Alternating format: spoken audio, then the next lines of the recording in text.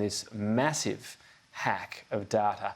Let's talk first of all on what this hack means for you, the customer, and Australia, and I guess our general preparedness with Nigel Phair, the Enterprise Director with UNSW's Institute for Cybersecurity. So up to 9.8 million customers affected, and it's the type of data. For 2.8 million, passport, driver's licence numbers, date of birth, address, email.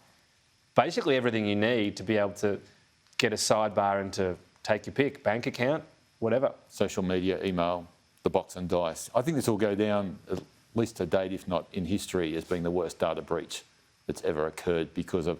In Australia or the world? In Australia. Right. On volume, we're nowhere near some of the ones that have happened in the US, but for Australia, this is a big deal. The length and breadth of customers and the amount of information that criminals have got access to and can now parlay, I think it's amazing. Okay, so if you're with Optus, first of all, we know a lot of them haven't been sent a message, so they don't know if they're the 9.8, which would be basically all their customers, wouldn't it? Or the 2.8 that have particular concern because the other 7 million have more basic details leaked. It's still not good. But for the 2.8 million, if you fear you're part of that, what should you be doing right now, regardless of what Optus sends you? All you can do, and this is the problem, is have a heightened vigilance. So we need a vigilance online about what's happening to us when we do see things that are suspicious with bank account transactions, with SMS, with phone calls and that type of stuff. All customers can do is heighten that vigilance. So if they get a text message out of the blue that says, we need you to log into your bank account details or your whatever transaction, is to ignore that sort of thing. Or if someone rings them up, because the scammers will be doing the same things that what Optus will be doing. They'll be ringing customers and saying, right, we're from Optus. We're going to send you a code. Which is the tricky part around managing it. If you get an email and you haven't reset your password and it says you have, that's when you... Yes. And could you do a preemptive, change all your passwords for your banking? If you don't have a one-time authenticator set, do that straight away? Absolutely.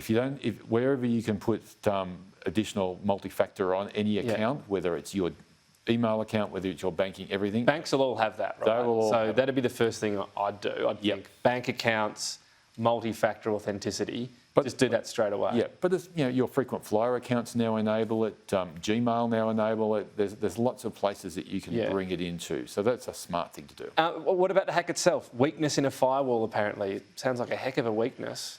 Sounds like a huge weakness, and I think they really need to start evaluating their risk management practices. The Optus CEO is saying it's a serious and organised attack not saying whether it's state-sponsored yet or anything. There's lots of serious and organised attacks day in and day out. A company like Optus needs to be better at it. So you just think on the face of it, without knowing that a company of this size should be able to not have a hack of this sort of element. And just finally, when we talk about what the company will need to do they have an obligation to store this data better? I mean, if they're found to have had inadequate processes, are we talking a fine? Is it just civil penalties? What can happen?